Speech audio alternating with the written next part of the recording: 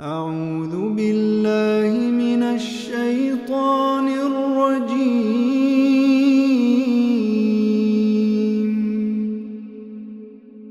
بسم الله الرحمن الرحيم.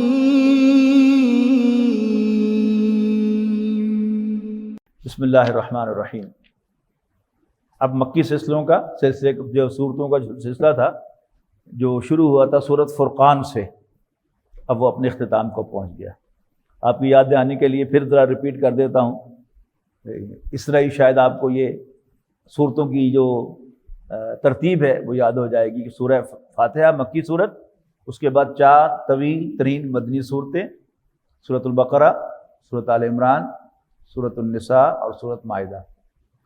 پھر دوسرا گروپ 2 مکی صورتیں، سورۃ الانعام اور سورۃ الاعراف، اور 2 ہی مدنی صورتیں، سورۃ الانفال اور سورۃ التوبہ. اس کے بعد پھر مکی صورتوں کا ایک طویل سلسلہ شروع ہوا سورہ یونس سے، سورۃ یونس، سورۃ ہود، سورہ یوسف، سورۃ رعد، سورۃ ابراہیم، سورۃ ہجر، سورۃ نحل، سورۃ بنی اسرائیل، سورۃ کہف، سورۃ مریم، سورۃ طٰہٰ، سورۃ انبیاء، سورۃ حج اور سورۃ المومنون. اس کے بعد پھر ایک مدنی صورت آئی سورۃ النور. اس کے بعد پھر سورۃ فرقان سے سلسلہ شروع ہوا، سورۃ الفرقان، سورۃ الشعراء، سورۃ نمل، سورۃ قصص، سورۃ عنکبوت، سورۃ روم، سورۃ لقمان، سورۃ سجدہ. یہاں آ کے پھر وہ سلسلہ جو تھا وہ ختم ہو گیا مکی صورتوں کا. اب ایک مدنی صورت آئے گی سورۃ الاحزاب. احزاب حزب کی جمع ہے، حزب کے معنی گروہ. قریش سن 5 ہجری میں اپنے تمام الائز کو لے کر، تمام مشرک گروہوں کو لے کر مدینہ منورہ پر حملہ آور ہوئے. نبی اکرم صلی اللہ علیہ وسلم نے صحابہ کے مشورے سے خندق کھودی. مدینہ کی 3 اطراف باغات اور پہاڑوں سے گھرے ہوئے تھے. ایک سائیڈ خالی تھی، اس پر اتنی چوڑی اور گہری خندق کھودی گئی کہ کوئی تیز دوڑتا ہوا گھوڑا بھی وہ اس کو پھلانگ نہ سکے، اور اتنی گہری ہو کہ کوئی ان ون سٹروک اس میں گر کر اور نکل کر آگے نہ آ سکے. ظاہر ہے اگر وہاں نیچے ٹھہرے گا تو سامنے تیر انداز کھڑے ہیں مسلمانوں کے، نبی اکرم صلی اللہ علیہ وسلم کے ساتھی، تو وہ ان کا کام تمام کر دیں گے. تو اس غزوے کے 2 نام ہیں، غزوہ خندق بھی کہا جاتا ہے اس لیے کہ اس میں خندق کھودی گئی، اور اس کو غزوہ احزاب بھی کہا جاتا ہے کہ قریش اپنے سارے الائز کے ساتھ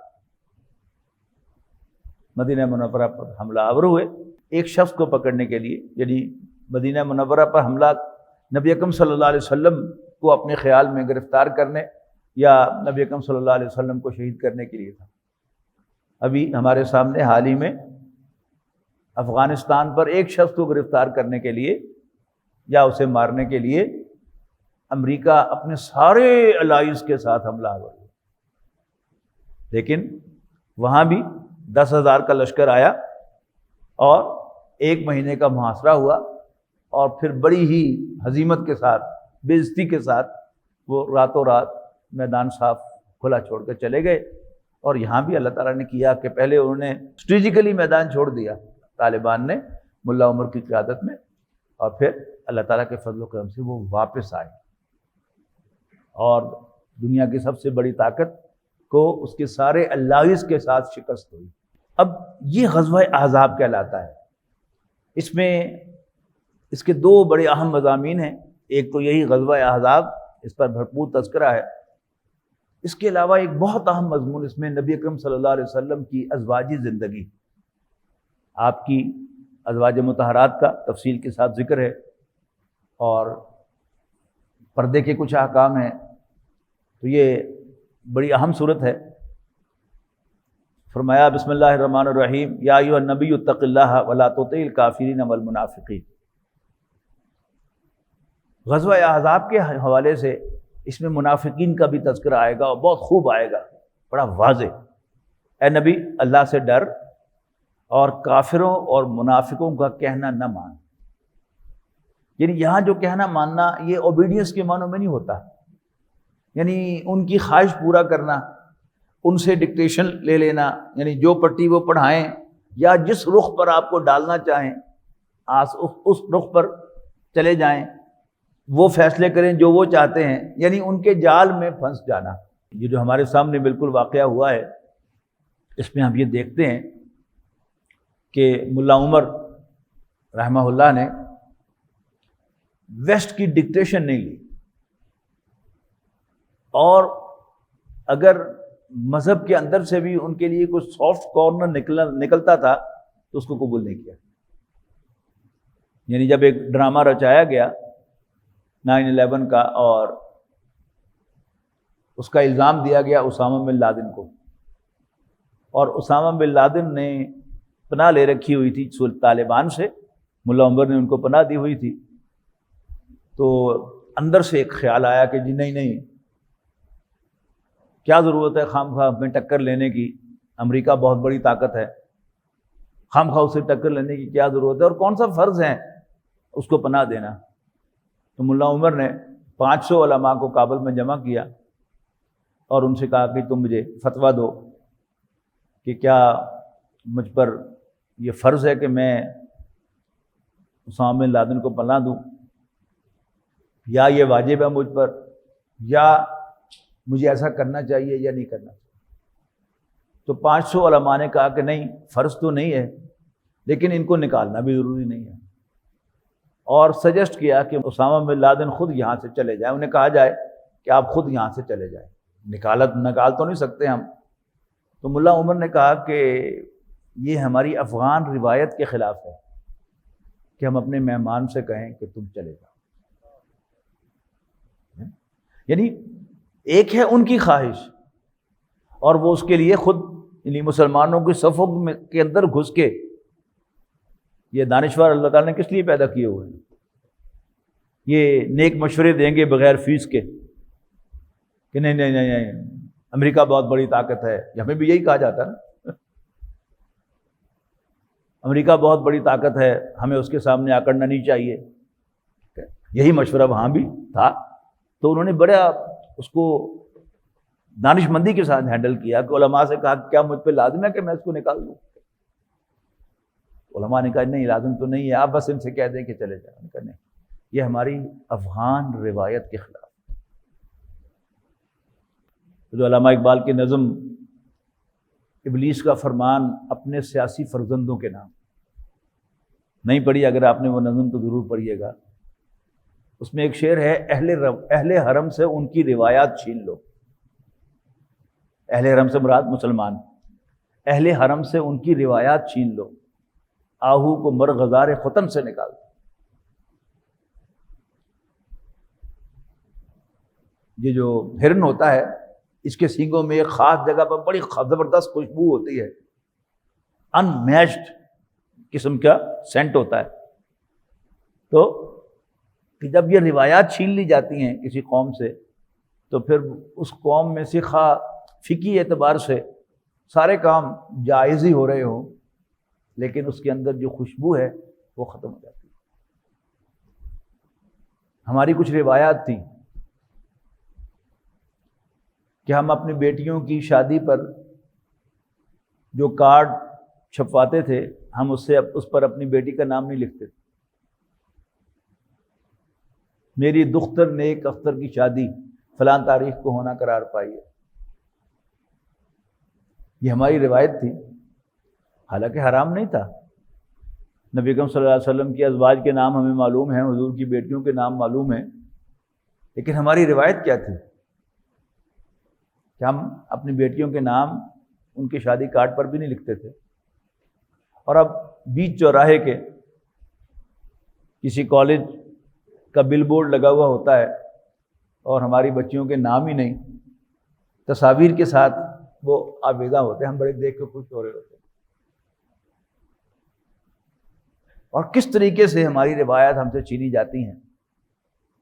یعنی آج سے سمجھیے کہ 30 سال پہلے تک ہماری روایت کیا تھی کہ گھر میں جب لینڈ لائن فون کی گھنٹی بجتی تھی تو یا کوئی مرد اٹھاتا تھا یا گھر کی بڑی خاتون اٹھاتے تھے، بہو بیٹیوں کو فون اٹھانے کی اجازت نہیں ہوتی تھی۔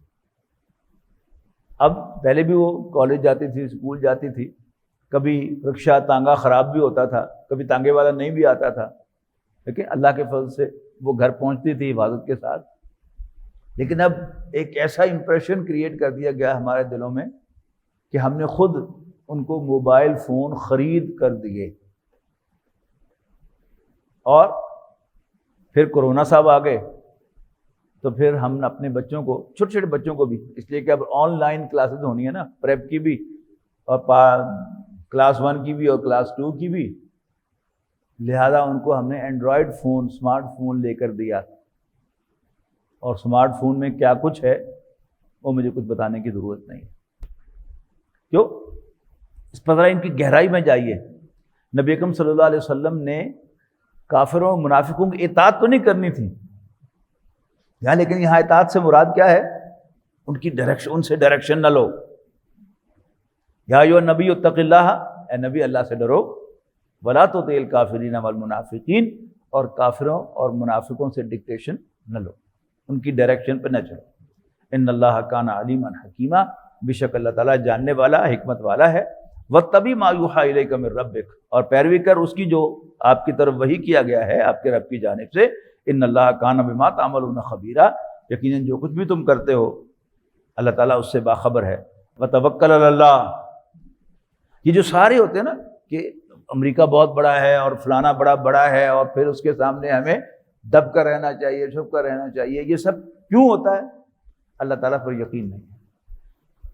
سب سے بڑی طاقت تو اللہ تعالیٰ کی ہے، نہ امریکہ بڑا ہے، نہ چین بڑا ہے، نہ روس بڑا ہے، اللہ سب سے بڑا ہے۔ یہ گردان کرتے ہیں ہم نماز کے اندر، اللہ اکبر اللہ اکبر اللہ اکبر اللہ اکبر، ایک رکعت میں 6 دفعہ ہم اللہ اکبر کہتے ہیں، کس لیے؟ صرف پڑھنے کے لیے نہیں، یہ بات دل میں بٹھانے کے لیے کہ اللہ سب سے بڑا ہے۔ آج 20واں دن ہے، پتہ نہیں میں آپ کے دل میں یہ بٹھا سکا ہوں کہ نہیں کہ اللہ سب سے بڑا ہے۔ قرآن مجید کے پڑھنے کا مقصد، اس ترجمے کا مقصد آپ کو اللہ تعالیٰ کے ساتھ جوڑنا ہے، لیکن یہ میری نااہلی ہوگی کہ اگر میں آپ کے دل میں اتنی سی بات بھی نہ بٹھا سکوں کہ اللہ سب سے بڑا ہے۔ اچھا، اب جب اللہ بڑا نہیں ہے تو پھر ایکس بھی بڑا نظر آئے گا، وائی بھی بڑا نظر آئے گا، اور زی بھی بڑا نظر آئے گا۔ نبی صلی اللہ علیہ وسلم کا ایک چھوٹا سا فرمان ہے، آپ نے فرمایا کہ جو اللہ سے ڈرتا ہے اس سے کائنات کی ہر چیز ڈرتی ہے، اور جو اللہ سے نہیں ڈرتا وہ کائنات کی ہر چیز سے ڈرتا ہے۔ یہ ہے ہمارا حال۔ وتوکل علی اللہ، اور اللہ پر بھروسہ کر، وکفیٰ باللہ وکیلا، اور اللہ تعالیٰ کافی ہے کام بنانے کے لیے۔ ما جعل اللہ لرجل من قلبین فی جوفہ، اللہ تعالیٰ نے کسی شخص کے سینے میں 2 دل نہیں بنائے۔ وما جعل ازواجکم اللہ تظاہرون منہن امہاتکم، اور نہ تمہاری وہ بیویاں جنہیں تم ماں کہہ بیٹھتے ہو تمہاری مائیں ہیں۔ وما جعل ادعیاکم ابناکم، اور تمہارے منہ بولے بیٹوں کو بھی اللہ تعالیٰ نے تمہارے بیٹے نہیں بنایا۔ ذالکم قولکم بافواہکم، یہ تمہارے منہ کی کہی ہوئی بات ہے۔ واللہ یقول الحق، اللہ حق کہتا ہے، وہو یہدی السبیل، اور وہ سیدھا راستہ دکھاتا ہے۔ ادعوہم لآبائہم، اپنے منہ بولے بیٹوں کو ان کے باپوں کے نام سے پکارو۔ هو اقسط عند اللہ، یہ اللہ تعالیٰ کی نظر میں زیادہ عدل کی بات ہے۔ فإن لم تعلموا آباءہم، اور اگر تمہیں ان کے باپ معلوم نہ ہو، فإخوانکم فی الدین وموالیکم، تو وہ تمہارے دینی بھائی ہیں اور تمہارے دوست ہیں، تمہارے رفیق ہیں۔ ولیس علیکم جناح فیما اخطأتم بہ، اور نہیں ہے کوئی گرفت تم پر ان باتوں میں جو تم کہہ دیتے ہو نادانستہ۔ ولکن ما تعمدت قلوبکم، ہاں گرفت ہوگی اس پر جو باتیں تم نے ارادے کے ساتھ، دل کے مضبوط ارادے کے ساتھ کہی ہوں۔ وکان اللہ غفورا رحیما، اور اللہ تعالیٰ تو بخشنے والا مہربان ہے۔ النبی اولا بالمؤمنین، من انفسہم و ازواجہ امہاتکم، نبی صلی اللہ علیہ وسلم زیادہ مقدم ہیں ایمان والوں کے لیے خود ان کی اپنی ذات سے، اور نبی صلی اللہ علیہ وسلم کی بیویاں ان کی مائیں ہیں۔ یہ دیکھیے بہت کلیئرلی ازواج مطہرات کو امت کی مائیں قرار دیا گیا ہے۔ وَأُولُو الْأَرْحَامِ بَعْضُهُمْ أَوْلَىٰ بِبَعْضٍ فِي کتاب اللہ، البتہ رحمی رشتے ایک دوسرے سے زیادہ فائق ہیں اللہ کی کتاب میں، اللہ کے احکام میں۔ من المؤمنین والمہاجرین الا ان تفعلوا الی اولیاءکم معروفا، مومنوں سے اور مہاجروں سے۔ اس کا مطلب کیا ہے کہ نبی اکرم صلی اللہ علیہ وسلم نے ایک مہاجر کو ایک انصاری کا بھائی بنایا۔ اب یہ بھائی کس قسم کا ہے؟ یہ اللہ تعالیٰ کے احکام میں دخل نہیں دے سکے گا۔ جب کوئی انصاری فوت ہوگا مسلمان تو اس کے وارث جو ہوں گے، شرعی وارث، اس کی حقیقی جو رشتہ دار ہیں وہ ہوں گے۔ ہاں، ان کے لیے کیا ہے، جو تم وصیت کرو ان کے حق میں معروفہ، بھلے طریقے سے، کان ذالک فی الکتاب مستورا، اور یہ بات کتاب میں باقاعدہ لکھ دی گئی ہے۔ وَإِذْ أَخَذْنَا مِنَ النَّبِيِّينَ مِيثَاقَهُمْ وَمِنْكَ وَمِن نُوحٍ وَإِبْرَاهِيمَ وَمُوسَىٰ وَعِيسَىٰ ابْنَ مَرْيَمَ، اور جب لیا تھا ہم نے نبیوں سے پختہ وعدہ، اور آپ سے بھی لیا اے نبی صلی اللہ علیہ وسلم، وَمِن نُوحٍ، اور نوح سے، ابراہیم سے، موسیٰ سے، اور عیسیٰ ابن مریم سے، وَأَخَذْنَا مِنْهُمْ مِيثَاقًا غَلِيظًا، اور ہم نے ان سے پختہ عہد لیا تھا، لِيَسْأَلَ الصَّادِقِينَ عَنْ صِدْقِهِمْ، اس لیے کہ اللہ تعالیٰ سوال کرے سچوں سے ان کی سچائی کے بارے میں، وَأَعَدَّ لِلْكَافِرِينَ عَذَابًا أَلِيمًا، اور اللہ نے کافروں کے لیے ایک دردناک عذاب تیار کر رکھا ہے۔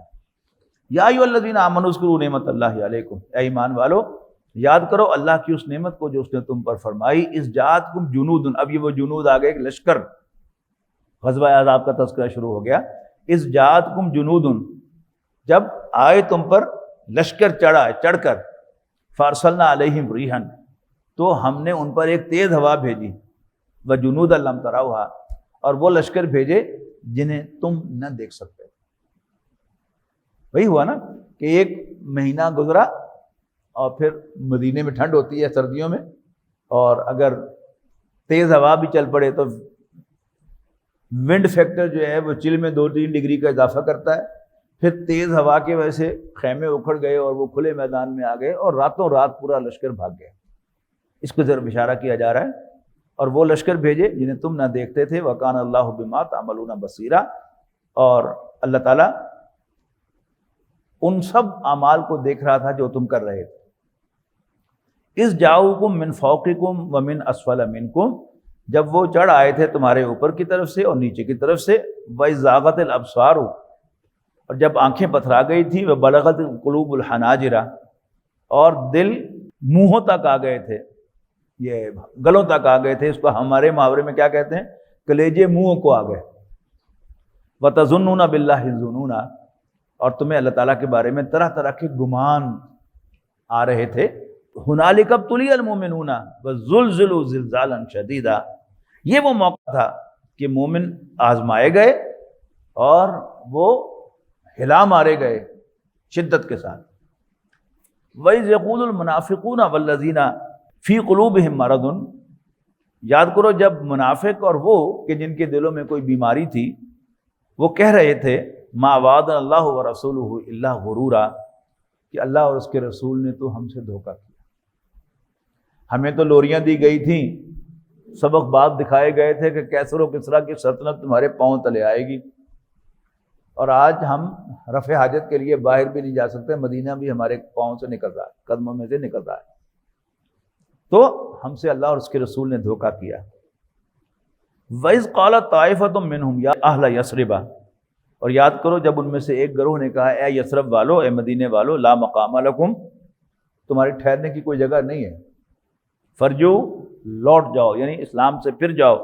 وَيَسْتَأْذِنُ فَرِيقٌ مِّنْهُمُ النَّبِيَّ، اور ان میں سے ایک گروہ نبی صلی اللہ علیہ وسلم سے اجازت مانگ رہا تھا، یقولون ان بیوتنا عورا، اور کہہ رہے تھے کہ ہمارے گھر خالی ہیں، غیر محفوظ ہیں، وما ہی بعورۃ ان یریدون الا فرارا، حالانکہ وہ غیر محفوظ نہیں تھے اور وہ صرف بھاگنا چاہتے تھے۔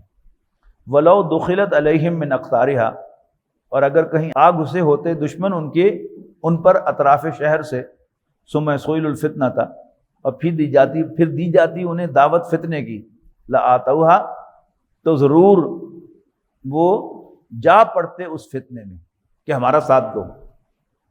یعنی جب فتنہ بڑا ہوتا ہے تو پھر انسان جو کمزور دل والا آدمی ہے وہ سوچتا ہے کہ فائدہ کدھر زیادہ ہے، اور اگر اس کی اسیسمنٹ ہوگی کہ محمد صلی اللہ علیہ وسلم معاذ اللہ اب شہید کیے جانے والے ہیں اور اسلام کا کیتیا پانچا کیا جانے والا ہے، تو پھر وہ منافقین جو ہیں وہ جو باہر سے حملہ آور تھے وہ ان کا ساتھ دیتے ہیں، اور ہمیشہ ایسا ہی ہوتا ہے۔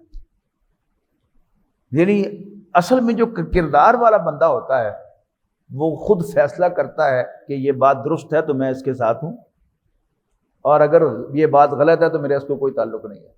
پھر وہ یہ نہیں دیکھتا کہ فائدہ کدھر ہے، پھر وہ حق کا ساتھ دیتا ہے اور ثابت قدم رہتا ہے۔ یہاں کیا تھا کہ منافقین چونکہ ان کے دلوں میں نفاق کا مرض تھا، لہذا قریب تھا کہ اگر ان کے رابطے ہوتے قریش کے لشکروں کے ساتھ تو پھر کرتے۔ ایسا ہوا بھی صحیح کہ بنو قریظہ یعنی وہ جو 3 قبیلے تھے یہودیوں کے مدینے میں آباد، جن کے ساتھ معاہدہ ہوا تھا میثاق مدینہ، اس میثاق مدینہ میں یہ بات طے تھی کہ ہر قبیلہ انٹرنلی آٹونومس ہوگا، البتہ جو انٹر ٹرائبل ایشوز ہیں ان کا ملٹری نہیں بلکہ پولیٹیکل سولوشن ڈھونڈا جائے گا، اور ان کو ٹیبل پہ بیٹھ کے حل کرنے کی کوشش کی جائے گی، اور اگر کوئی فریق زیادتی پر اتر آئے، بات نہ مانے، تو پھر نبی اکرم صلی اللہ علیہ وسلم کا فیصلہ آخری فیصلہ ہوگا۔ اب 2 جو قبیلے تھے بنو قینقاع اور بنو نذیر، زواد کے ساتھ لکھا جاتا ہے، یہ آلریڈی شہر بدر کیے جا چکے تھے، مدینے سے نکالے جا چکے تھے، نبی اکرم صلی اللہ علیہ وسلم ان کو پنش کر چکے تھے۔ کس وجہ سے؟ قریش کا ساتھ دینے کی وجہ سے، ان کے ساتھ ساز باز کرنے کی وجہ سے، یا نبی اکرم صلی اللہ علیہ وسلم کو معاذ اللہ شہید کرنے کے ارادے سے، یا جو ایک قبیلے نے ایک مسلمان عورت کی بے حرمتی کی اور پھر ایک مسلمان نے اس یہودی کو قتل کر دیا، اور پھر یہودیوں نے تقاضا کیا کہ یہ ہمیں خون بہا دیا جائے، تو پھر نبی اکرم صلی اللہ علیہ وسلم نے ان کا محاصرہ کیا اور انہیں چلتا کیا۔ ایک قبیلہ رہ گیا تھا باقی۔ اچھا، اس کا جو سردار تھا اس کا نام اسد تھا، اس سے قریش نے رابطہ کیا کہ تم بھی ہمارا ساتھ دو، اور وہ بھی شش و پنج میں تھا کہ ایک اور قبیلے کے سردار وہ نبی اکرم صلی اللہ علیہ وسلم کے پاس آئے، ان کے جی میں آپ پر ایمان لا چکا ہوں لیکن میرے ایمان کی اب کسی کو خبر نہیں ہے، ابھی تک کسی کو خبر نہیں ہے، آپ اجازت دیں تو میں کچھ رول پلے کروں۔ آپ نے کہا اجازت ہے، تو وہ اسد کے پاس گیا جو قبیلہ بنو قریظہ کا سردار تھا، اس سے کہا بھی دیکھو سوچ سمجھ کر قریش کا ساتھ دینا، اس لیے کہ اگر شکست ہو گئی، وہ الائز ناکام ہو گئے، تو پھر وہ تو اپنے گھروں کو چلے جائیں گے اور تم نے یہاں رہنا ہے، پھر تمہاری جو گت بنائیں گے محمد صلی اللہ علیہ وسلم اس کا خیال رکھنا۔ میں نے کہا ہاں بات تو تم نے صحیح کی، پھر میں کیا کروں؟ تو انہوں نے کہا کہ یہ ایسے کرو، قریش کے کچھ بندے یرغمال لے لو کہ تم مجھے اکیلا چھوڑ کے نہیں جاؤ گے، اور پھر قریش کے پاس گیا، اور ان کو بھی یہ پتہ نہیں کہ یہ مسلمان ہو چکے ہیں، تو ان سے بھی جا کر انہوں نے کہا کہ دیکھو بھائی اللہ تمہیں کامیابی دے، لیکن ذرا تھوڑے سے کوشیس رہنا، اپنے یعنی اپنا جو بھاگنے کا راستہ ہے اس کو ذرا کھلا رکھنا، اور کوئی بندے نہ یہاں پھنسا بیٹھا بنو قریظہ کے ساتھ۔ اب جب قریش نے رابطہ کیا بنو قریظہ سے، انہوں نے کہا جی بندے کچھ یرغمال دو، انہوں نے کہا نہیں ہم نے یرغمال نہیں دینے، لیکن بہرحال اندر سے جو تھے بنو قریظہ وہ چاہتے تھے کہ بس اگر قریش حملہ کرتے، یعنی سارے الائز حملہ کرتے، تو لازماً بنو قریظہ ان کا ساتھ دیتے۔ نبی اکرم صلی اللہ علیہ وسلم نے تحقیق بھی کرا لی، لیکن چونکہ وہ تو موقع آیا ہی نہیں حملہ کرنے کا، وہ تو باہر انہوں نے آ کے پڑاؤ ڈالا، 1 مہینہ بیٹھے، اٹھ کے چلے گئے۔ اب یہ ان کا تذکرہ ہے، اب یہ ذہن میں رکھیں گے تو آپ کو یہ آیات بالکل صاف نظر آ جائیں گی۔ ولو دخلت علیہم من اقطارها ثم سئلوا الفتنة، اور اگر کہیں آ گھستے دشمن شہر کے اطراف سے اور پھر ان کو دعوت دیتے کہ تم بھی ہمارا ساتھ دو، فتنے میں کود پڑو، لآتوها، تو وہ ضرور اس میں جا پڑتے، وما تلبسوا بها الا یسیرا، اور نہ رکتے یہ اس سے مگر تھوڑی دیر، یعنی تھوڑا سا توقف کرتے، انتظار کرتے اور پھر کود پڑتے۔ وَلَقَدْ كَانُوا عَاهَدُوا اللَّهَ مِن قَبْلُ، حالانکہ وہ عہد کر چکے تھے اللہ سے اس سے پہلے۔ کیا عہد کر چکے تھے؟ لا یولون الادبار، کہ وہ پیٹھ نہیں پھیریں گے۔ وَكَانَ عَهْدُ اللَّهِ مَسْئُولًا، اور اللہ کے ساتھ کیے ہوئے وعدوں کی بات پرس تو ہوگی۔ قُلْ لَن يَنْفَعَكُمُ الْفِرَارُ، ان سے کہو ہرگز نہیں فائدہ دے گا تمہیں بھاگنا۔ ان فررتم من الموت، اگر تم نے موت سے فرار حاصل کیا، او القتل، یا قتل ہونے سے تم بھاگے، وَإِذًا لَّا تُمَتَّعُونَ إِلَّا قَلِيلًا، اگر ایسا کرو گے تو نہ مزے لوٹو گے زندگی کے مگر تھوڑے دن۔ قُلْ مَنْ ذَا الَّذِي يَعْصِمُكُم مِّنَ اللَّهِ، اے نبی ان سے پوچھو کہ تمہیں اللہ سے کون بچا سکتا ہے؟ ان ارادہ بکم سوءا، اگر وہ تمہیں کوئی نقصان پہنچانا چاہے، او ارادہ بکم رحمہ، یا تمہیں رحمت کے مزے دینا چاہے۔ ولا یجدون لهم من دون اللہ ولیا ولا نصیرا، اور وہ نہ پائیں گے اپنے لیے اللہ کے سوا کوئی حمایتی یا مددگار۔ قد یعلم اللہ المعوقین منکم، یقیناً جانتا ہے اللہ تعالیٰ ان کو جو رکاوٹیں ڈالنے والے ہیں جہاد کے کام میں تمہیں میں سے، والقائلین لاخوانہم، اور اپنے بھائیوں کے کہنے والے ہلم الینا، کہ ہمارے پاس آ جاؤ، یہ بھی منافقین ہیں۔ ولا یاتون الباس الا قلیلا، اور جنگ میں نہیں شریک ہوتے مگر کم۔ اشفاقۃ علیکم، یہ تمہارا ساتھ دینے سے بہت بخیل ہیں، یعنی شوق سے قربانی دے کر ساتھ نہیں دیتے لیکن ریلیکٹنٹ ہیں، اس کو بخیل کہا گیا ہے کہ یہ سخت بخیل ہیں تمہارا ساتھ دینے میں۔ فَإِذَا جَاءَ الْخَوْفُ، پھر جب خطرے کا وقت آتا ہے، رَأَيْتَهُمْ يَنظُرُونَ إِلَيْكَ، تو تم پاؤ گے انہیں اپنی طرف دیکھتا، کیسے؟ تدور اعینہم کالذی، کہ وہ دیدے پھاڑ پھاڑ کر اس شخص کی طرح، یخشی علیہ من الموت، جس پر موت کی غشی طاری ہو رہی ہو، تمہاری طرف دیکھ رہے ہوں۔ فَإِذَا ذَهَبَ الْخَوْفُ، پھر جب خوف جاتا رہے گا، سَلَقُوكُمْ بِأَلْسِنَةٍ حِدَادٍ، تو وہ خوب باتیں بنائیں گے تمہارے سامنے تیز تیز زبانوں کے ساتھ، اشیھۃ علی الخیر، اور اب حریص کس چیز کے ہوں گے؟ مال کے، کہ مال غنیمت جو ہے اس میں سے ہمیں حصہ دو۔ اولئک لم یؤمنوا، یہ لوگ کبھی ایمان نہ لائے تھے، فاحبط اللہ اعمالہم، بس اللہ تعالیٰ نے ان کے تمام اعمال ضائع کر دیے، وکان ذلک علی اللہ یسیرا، اور یہ اللہ پر بہت آسان ہے۔ یحسبون الاحزاب لم یذهبوا، یہ سمجھ رہے ہیں کہ حملہ آور لشکر ابھی نہیں گئے۔ وَإِن یأتی الاحزاب یودوا لو انہم بادون من فی الاعراب، اور اگر حملہ آور ہو جائیں لشکر تو یہ دل سے چاہیں گے کہ کاش وہ جا بیٹھیں دیہاتوں میں بدوؤں کے ساتھ، یسألون عن انبائکم، اور ٹی وی پر بیٹھ کے تمہارے بارے میں خبریں معلوم کرتے ہیں۔ ہاں ٹی وی تو میں نے اس کا آج کے محاورے میں ترجمہ کیا ہے کہ ہم دیہات میں جا کے، یعنی لڑائی میں شریک نہیں ہونا، یعنی ہمارے اکثر کا معاملہ کیا ہے، میں نے کل بھی عرض کیا تھا کہ ہم میں سے کوئی بھی، یعنی کم سے کم جتنے لوگ بھی یہاں بیٹھے ہوئے ہیں، میں نہیں سمجھتا کہ ہم میں سے کوئی مسلم لیگ نون کا یا پیپلز پارٹی کا یا مسلم لیگ کاف کا یا تحریک انصاف کا رکن ہے، لیکن دلچسپی ہماری ہے کئی کئی گھنٹے جو ہیں ہم وہ خبریں جو ہے وہ سنتے رہتے ہیں کہ کی بنیا کی بنیا کی بنیا۔ یہ کیا ہے؟ یہ ایک کردار ہے، یعنی یہ مومنانہ کردار نہیں ہے۔ مومنانہ کردار کیا ہے کہ اگر میں نون لیگ کو حق سمجھتا ہوں تو میں اس میں شامل ہو جاؤں اور پھر میں جان مال سب کچھ قربان کروں اس کے لیے۔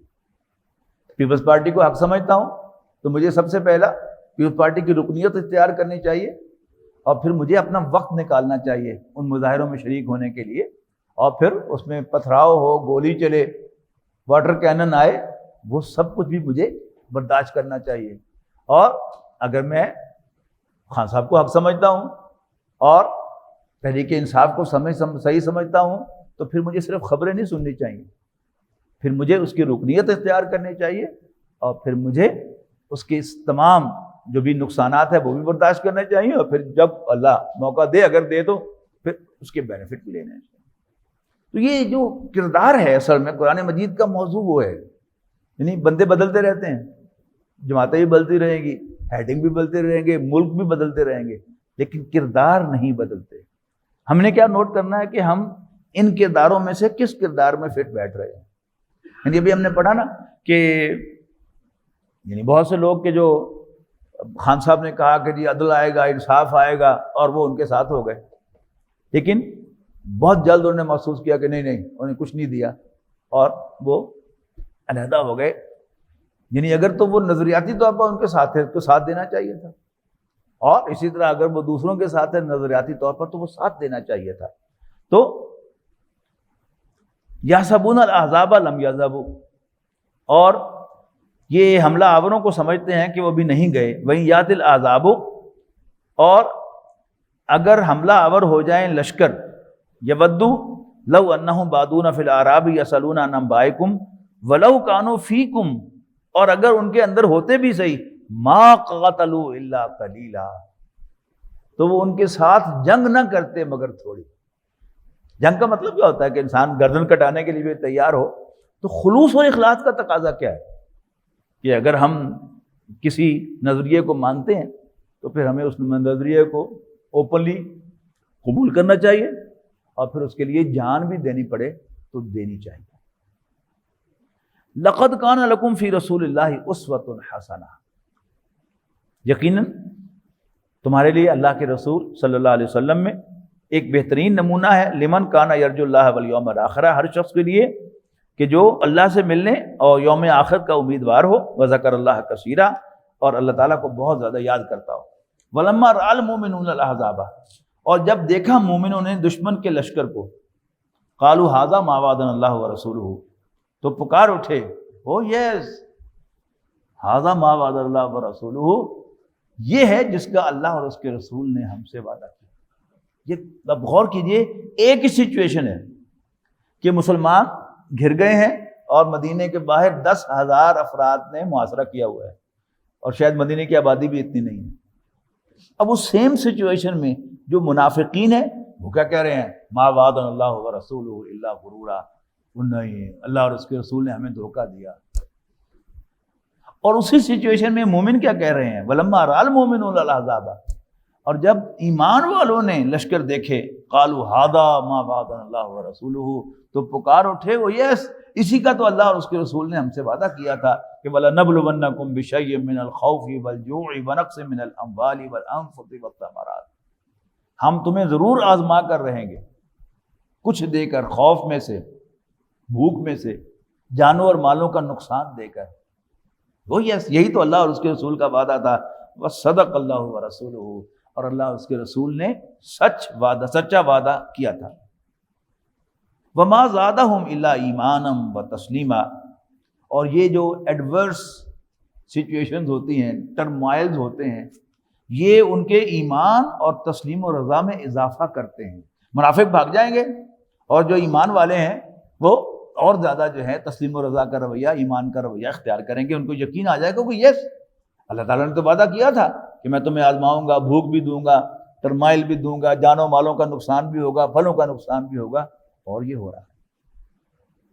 من المؤمنین رجال صدقوا ما عاہدوا اللہ علیہ، مومنوں میں سے کچھ جوان مرد وہ ہیں جنہوں نے سچ کر دکھایا اللہ تعالیٰ کے ساتھ کیے ہوئے اپنے وعدے کو۔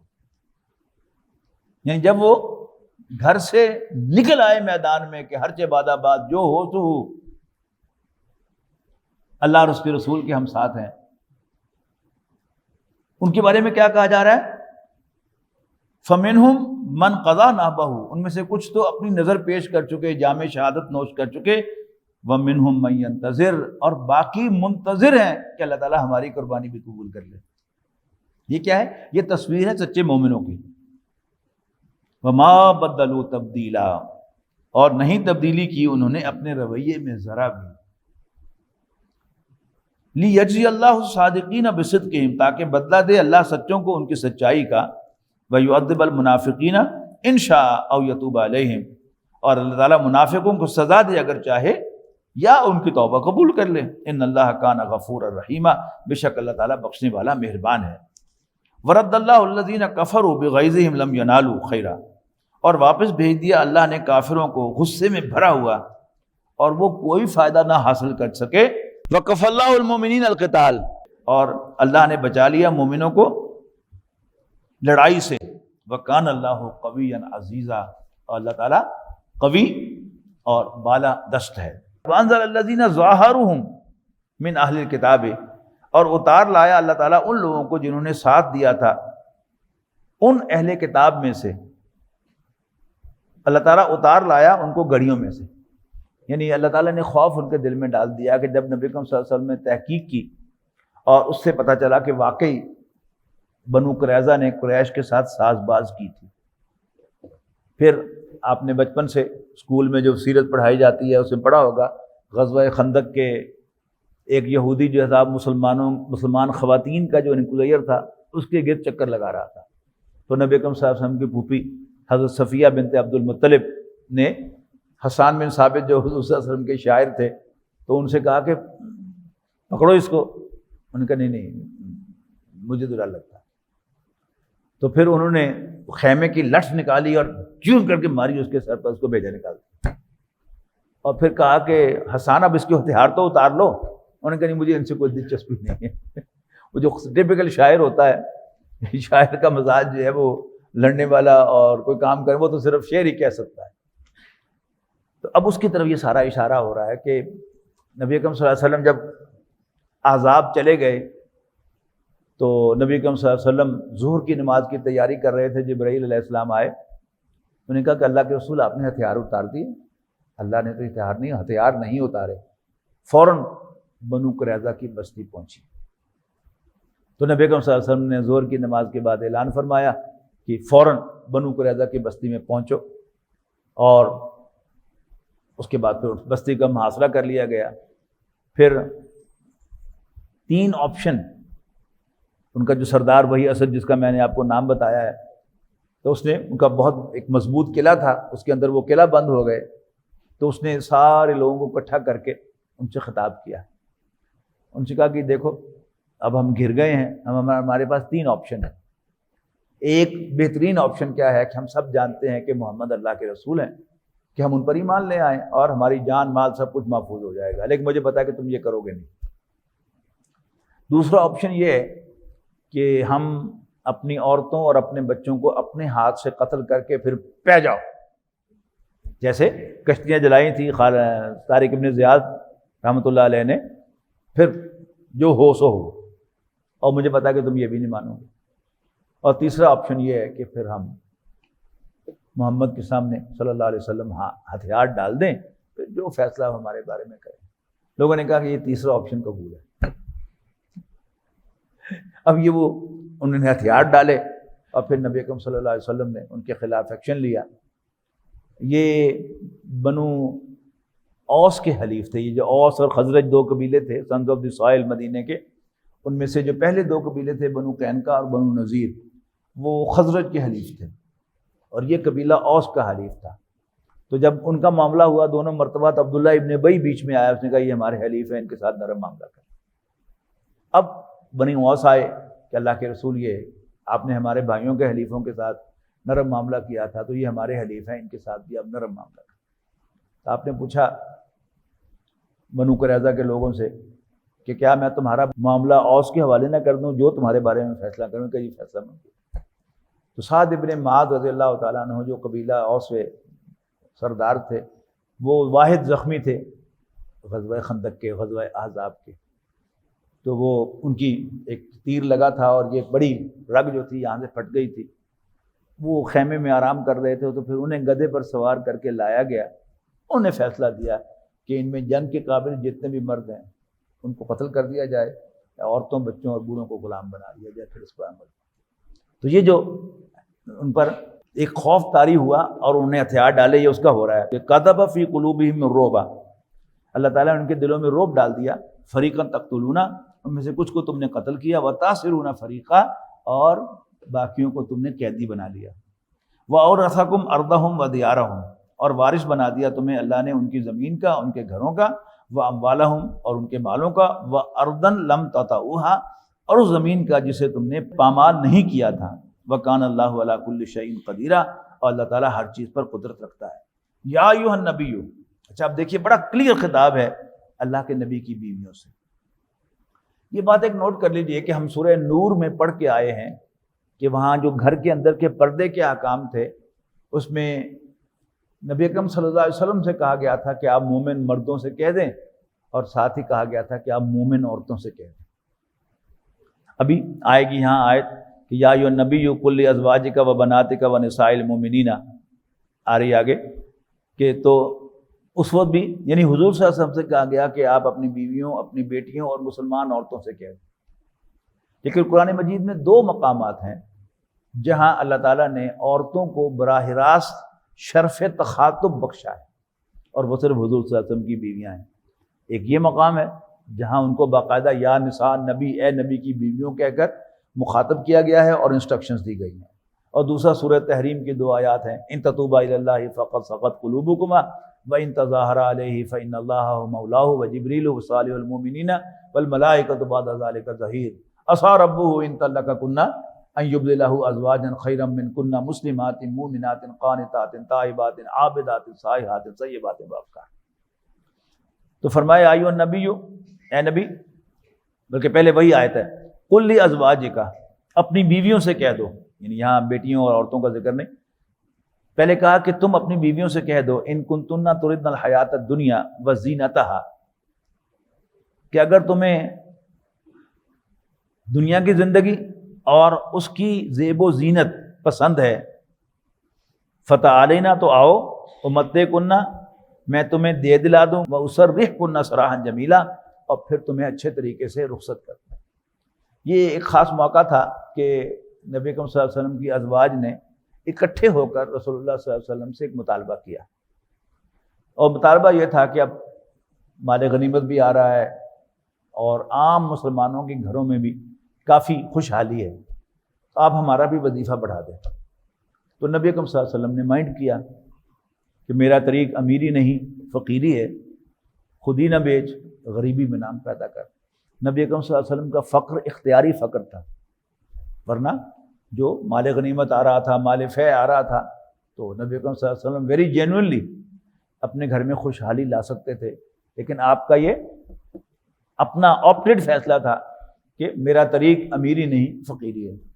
تو بیویوں نے مطالبہ کیا، اور یہ کوئی ایسا برا مطالبہ بھی نہیں تھا، ہم سب کی بیویاں تقاضا کرتے ہی رہتی ہیں، لیکن چونکہ وہ اللہ کے نبی کی بیویاں تھیں اور اللہ کے نبی صلی اللہ علیہ وسلم کا وہ فقر اختیاری فقر تھا، امپوزڈ فقر نہیں تھا، تو آپ نے مائنڈ کیا اور آپ نے اپنی بیویوں سے ایلا کیا۔ ایلا کہتے ہیں کہ قسم کھانا کہ میں بیوی سے کوئی تعلق نہیں رکھوں گا۔ اچھا، اس میں جو قاعدہ کیا ہے کہ اگر کوئی لمٹ مقررہ ہو تو 4 مہینے کی مہلت ہوتی ہے، 4 مہینے میں اگر مرد رجوع نہ کرے تو پھر طلاق بائن واقع ہو جاتی ہے۔ اچھا، یہاں کیا تھا کہ باقاعدہ نبی اکرم صلی اللہ علیہ وسلم نے کہا کہ 1 مہینے کا بائیکاٹ کیا اپنی تمام ازواج کے ساتھ، تو مسجد نبوی کے اوپر ایک چبوترا بنوایا گیا اور 1 مہینے تک نبی اکرم صلی اللہ علیہ وسلم نے اس میں قیام فرمایا۔ بڑا عجیب اس میں کچھ واقعات پیش آئے کہ حضرت عمر رضی اللہ تعالیٰ عنہ کوئی اہم بات کرنے کے لیے رسول اللہ صلی اللہ علیہ وسلم کی خدمت میں حاضر ہوئے، تو جو دربان مقرر کیا ہوا تھا صحابی کو، آپ نے اس نے کہا کہ نہیں، آپ نے ملنے کی اجازت نہیں دی ہوئی۔ تو حضرت عمر رضی اللہ تعالیٰ عنہ نے باہر سے کہا، اللہ کے رسول آپ یہ نہ سمجھیے کہ میں حفصہ اپنی بیٹی کی سفارش کرنے کی عرض جو حضور صلی اللہ علیہ وسلم کی اہلیہ تھی، حضرت حفصہ رضی اللہ تعالیٰ عنہ، آپ حکم دیں گے تو میں حفصہ کا سر لے کر آپ کی خدمت میں حاضر ہو جاؤں گا، ٹھیک ہے نا؟ تو یہ ایلا فرمایا آپ نے پورے 1 ماہ کا، اور 29 روز کے بعد، کہ چاند کا جو مہینہ ہوتا ہے وہی اسلامی مہینہ ہے، وہ 30 دن کا بھی ہو سکتا ہے اور 29 دن کا بھی ہو سکتا ہے، اور پھر 29 دن کے بعد پھر آپ نے واپس اپنی بیویوں کی طرف رجوع فرمایا۔ تو اب اس کانٹیکسٹ میں یہ آیت نازل ہوئی تھی کہ اے نبی اپنی بیویوں سے کہہ دو کہ اگر تمہیں دنیاوی زندگی اور اس کی زیب و زینت درکار ہے تو آؤ، میں تمہیں کچھ دے دلا کر اچھے طریقے سے رخصت کر دوں۔ وَإِن كُنتُنَّ تُرِدْنَ اللَّهَ وَرَسُولَهُ، لیکن اگر تم اللہ اور اس کے رسول کو چاہتی ہو، اللہ اور اس کے رسول کی طالب ہو، وَالدَّارَ الْآخِرَةَ، اور تمہیں آخرت کا گھر مطلوب ہے، تو فَإِنَّ اللَّهَ أَعَدَّ لِلْمُحْسِنَاتِ مِنْكُمْ أَجْرًا عَظِيمًا، تو اللہ تعالیٰ نے تم میں سے جو بھی نیک خواتین ہیں، احسان کی روش اختیار کرنے والی، کل تفسیر سے اس پر بات ہوئی تھی، ان کے لیے ایک بڑا اجر تیار کر رکھا ہے۔ اب آیا ڈائریکٹ خطاب، یا نساء النبی، اے نبی کی بیویوں، من یاتی منکن بفاحشۃ فاحشۃ مبینۃ، جو کوئی بھی تم میں سے کسی فحش حرکت کا ارتکاب کرے گی، یضاعف لہ العذاب ضعفین، تو اس کو دگنی سزا دی جائے گی، وکان ذلک علی اللہ یسیرا، اور ایسا کرنا اللہ تعالیٰ پر بہت آسان ہے۔ وَمَن یقنط مِنکن للہ ورسولہ وتعمل صالحا، اور جو کوئی بھی تم میں سے اللہ اور اس کے رسول کا کہنا مانے گی اور نیک عمل کرے گی، نوتہا اجرہا مرتین، تو ہم اس کو دگنا اجر بھی عطا کریں گے، وآتدنا لہا رزقا کریما، اور ہم نے ایسی عورت کے لیے، ایسی بیوی کے لیے بہت عمدہ رزق تیار کر رکھا ہے۔ پھر فرمایا یا نساء النبی، اے نبی کی بیویو، لستن کا احد من النساء، تم عام عورتوں کی جیسی نہیں ہو، یو آر ویری اسپیشل، اور اللہ تعالیٰ اپنے خاص بندوں کو اسپیشلی ٹریٹ کرتا ہے۔ تو نبی اکرم صلی اللہ علیہ وسلم ایک مرتبہ انشاءاللہ کہنا بھول گئے تو 15 دن تک وہی نہیں آئی۔ بڑے ہیں نا، ہم ساری عمر انشاءاللہ نہ کریں گے، ابھی ہمارا کام رکا ہے۔ تو ایسے چونکہ یہ نبی کی بیویاں ہیں، لہذا اب ان کے ساتھ سخت معاملہ ہے۔ لستن کا احد من النساء، تم عام عورتوں جیسی نہیں ہو، ان اتقیتن، اگر تم اللہ سے ڈرتی ہو تو فلا تخضعن بالقول، تو اپنی بات میں نرم لہجہ اختیار نہ کیا کرو۔ کیوں؟ فیطمع الذی فی قلبہ مرض، کہ وہ شخص کے جس کے دل میں کوئی بیماری ہے، اس کے اندر کوئی طمع پیدا نہ ہو، ٹیمپٹیشن اس کے اندر پیدا نہ ہو۔ وَقُلْنَا قَوْلًا مَعْرُوفًا، ہاں معقول بات کرو۔ یہ اصل میں کیا ہے کہ اس کی میں مثال دیا کرتا ہوں، ابھی تک اس سے بہتر مثال میرے ذہن میں نہیں آئی، ہر سال یہی دیتا ہوں کہ آپ نے کسی دوست کے ہاں فون کیا اور آگے سے بڑے نرم لہجے میں آپ کو کہا گیا ہیلو، آپ کہیں گے جی فلاں ہے، آگے سے وہ خاتون کہے گی کہ نہیں ہے، کہاں گیا ہے پتہ نہیں، اب بات ختم ہو گئی، اچھا بتا کے نہیں گیا، پھر تھوڑی دیر کے بعد تو پھر کب آئے گا، جب اس نے کہہ دیا کہ وہ گھر پہ موجود نہیں اور پتہ نہیں کہاں گیا، تو بات تو ختم ہو گئی تھی، لیکن یہ بات لمبی جو ہے وہ کیوں ہو رہی ہے کہ آگے سے ایک نرم لہجے میں آپ کو ہیلو سننے کو ملا ہے۔ اور اگر آپ نے فون کیا اور آگے سے سخت لہجے میں ہیلو، آپ کا یہ فلاں ہے، نہیں، اچھا بس ٹھیک ہے میں پھر کر لوں گا۔ تو یہ ٹیمپٹیشن ہے جس کی طرف یہاں اشارہ ہے کہ اگر تم اپنے لہجے میں نرمی اختیار کرو گی تو جس کے دل میں بھی کوئی روگ ہے، کوئی بیماری ہے، ill minded یعنی ڈیزیزڈ مینٹیلٹی والا جو ہے، وہ ٹیمپٹیشن محسوس کرے گا کہ جو یہ عورت تو میری بات کو بڑا انجوائے کر رہی ہے تو میں اور تھوڑا سا کر لوں، انجوائے تو وہ خود کر رہا ہوتا ہے۔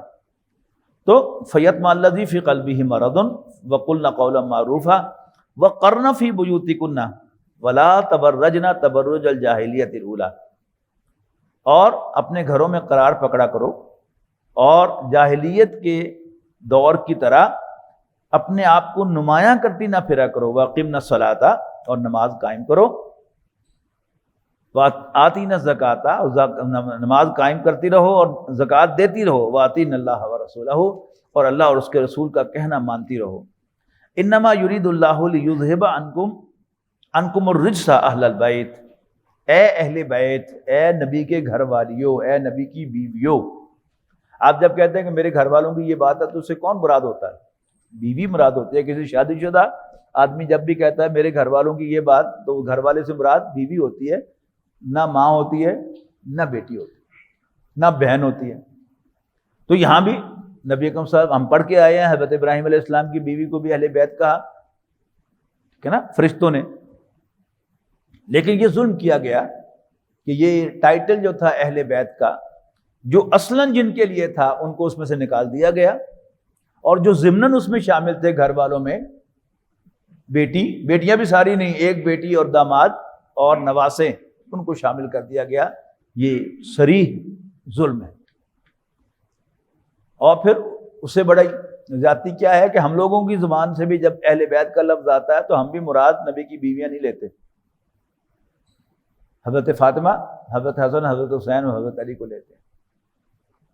تو انما یرید اللہ لیذھب عنکم الرجس اہل البیت، اے نبی کے گھر والوں، اللہ تعالیٰ چاہتا ہے کہ تم سے گندگی کو دور کر دے، ویطہرکم تطہیرا، اور تمہیں پاک کر دے جیسا کہ پاک کرنے کا حق ہے۔ اب یہاں کچھ سوالات ہیں، کل بھی میں نے آپ کو نوٹ کروایا تھا کہ من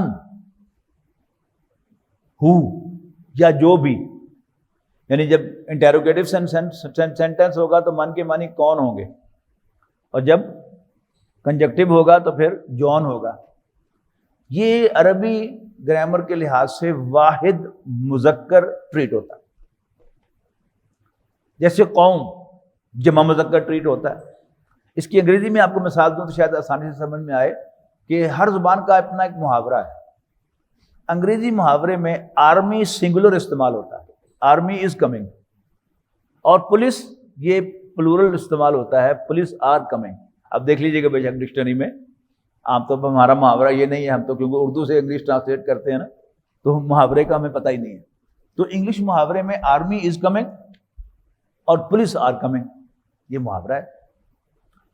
اسی طرح عربی محاورے میں من جو ہے یہ واحد مذکر ٹریٹ ہوتا ہے، اس کے جو بھی وربز آئیں گے اس کے ساتھ وہ واحد مذکر ہوں گے، جیسے وَمَن يَقْنُتْ مِنْكُنَّ، یقنت جو ہے یہ تو واحد مذکر کا صیغہ ہے، لیکن چونکہ من کے ساتھ آیا ہے، کل آپ پوچھ رہے تھے نا، یہ نوٹ کریں، کیونکہ یہ من کے ساتھ آیا تو واحد مذکر آیا ہے، حالانکہ ویری آبویسلی یہ جو من کنہ آ رہا ہے اس کے ساتھ یہ جمع مؤنث کا صیغہ ہے، لیکن من کے ساتھ جو ورب ہے وہ واحد مذکر ہے۔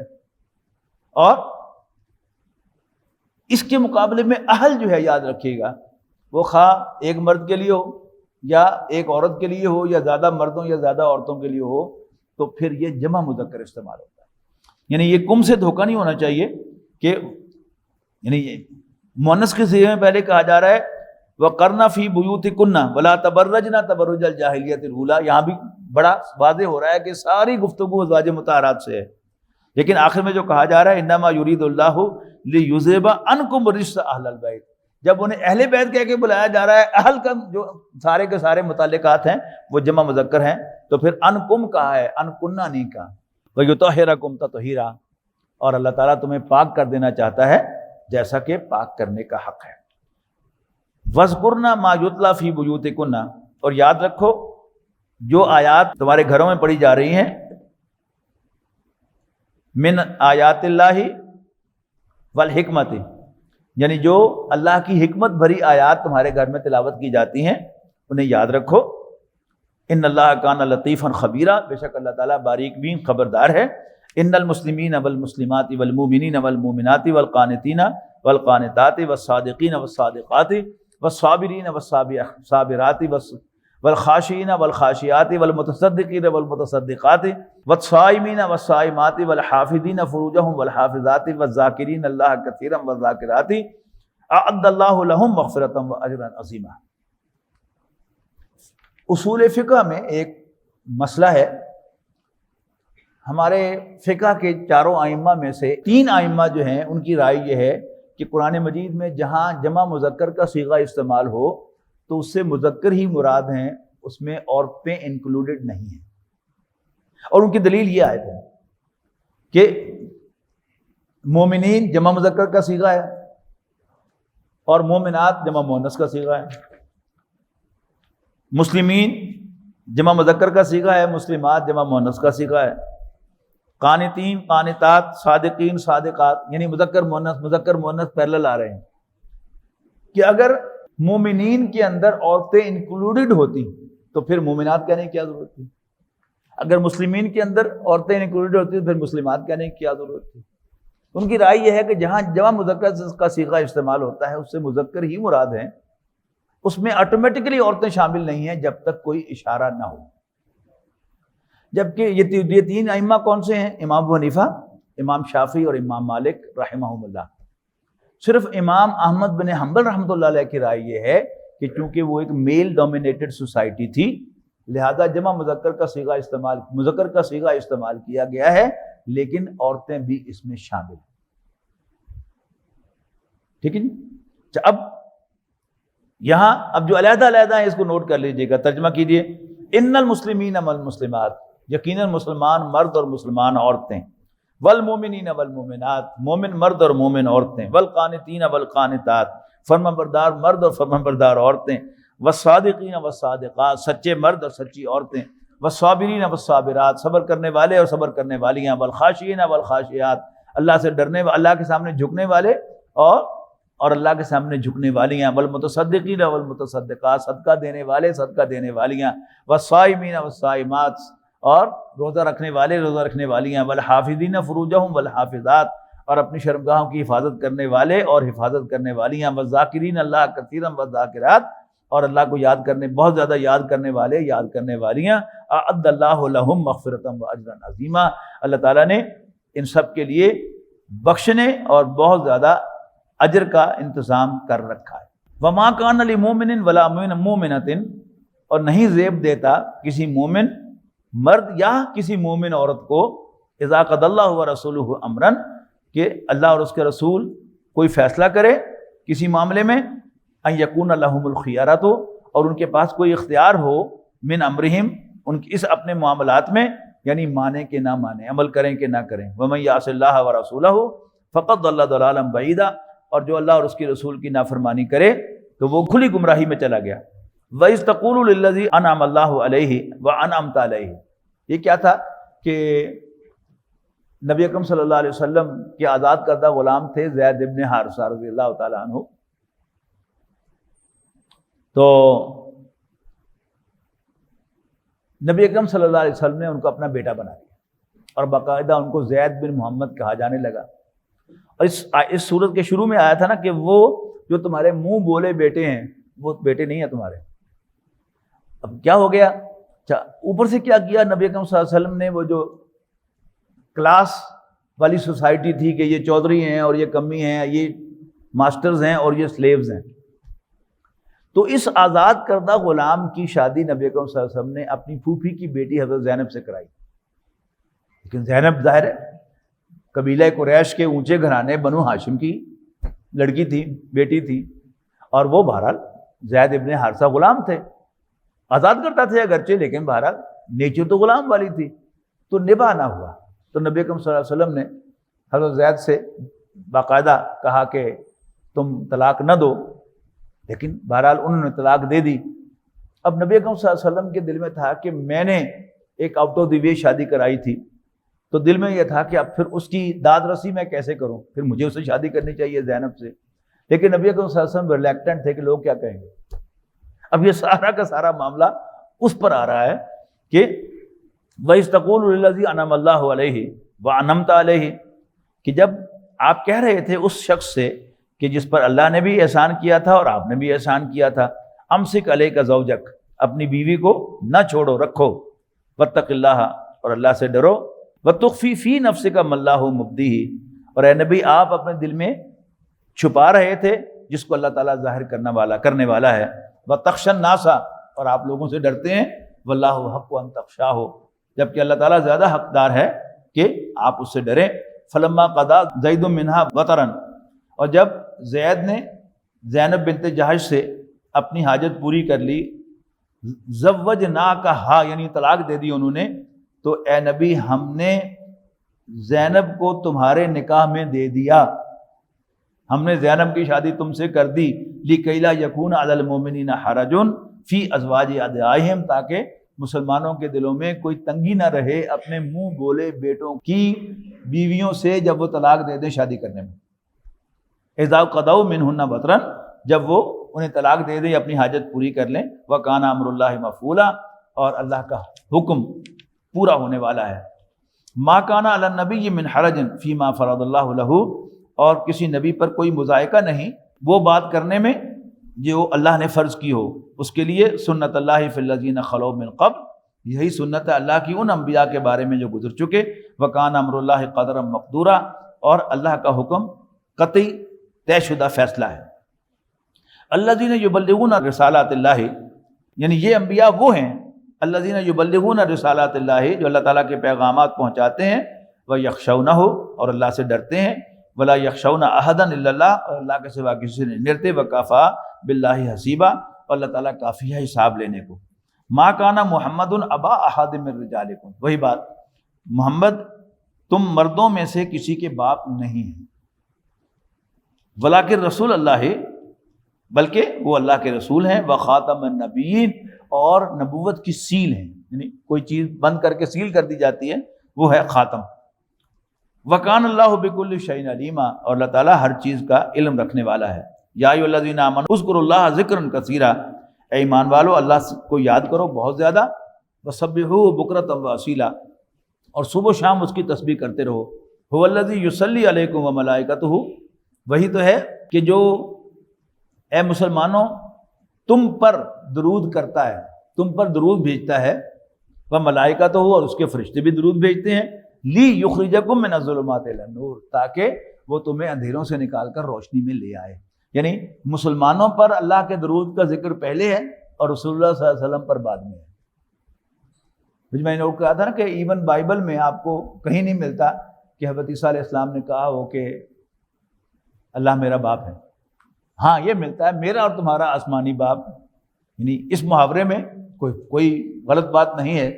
ایسے ہی جب آپ بالکل علیحدہ کر دیتے ہیں اس چیز کو تو پھر اس میں شرک کی بو آنے لگتی ہے۔ جب تم پر بھی اللہ تعالیٰ درود کر رہا ہے، اور حضور صلی اللہ علیہ وسلم پر درود اور مجھے اور آپ پر درود، اس میں زمین و آسمان کا فرق ہے، لیکن کلاس از دا سیم۔ اسی طرح سورۃ انفال میں ہم پڑھ کے آیا نا کہ نبی اکرم صلی اللہ علیہ وسلم نے یوں ریت کی مٹھی بھر کے پھینکی تھی تو اللہ نے کہا کہ آپ نے نہیں پھینکی تھی، اللہ نے پھینکی تھی، اور ساتھ ہی کہا کہ اے مسلمانوں لم تقتلوہم، تم نے کافروں کو قتل نہیں کیا تھا، ولکن اللہ قتلہم، اللہ نے ان کو قتل کیا تھا۔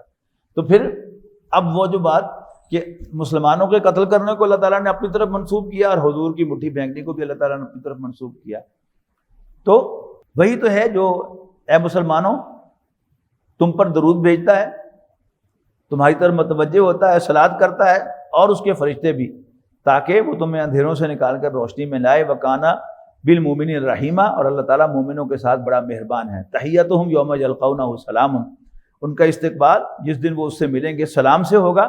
وَأَعَدَّ لَهُمْ أَجْرًا كَرِيمًا، اور ہم نے ان کے لیے عزت والا اجر تیار کیا ہے۔ یا ایھا النبی انا ارسلناک شاہدا ومبشرا ونذیرا وداعیا الی اللہ باذنہ وسراجا منیرا، اے نبی ہم نے آپ کو بھیجا گواہ بنا کر، خوشخبری دینے والا، خبردار کرنے والا، اور اللہ کے حکم سے اس کی طرف بلانے والا بنا کر، وسراجا منیرا، اور ہدایت کا ایک روشن چراغ بنا کر۔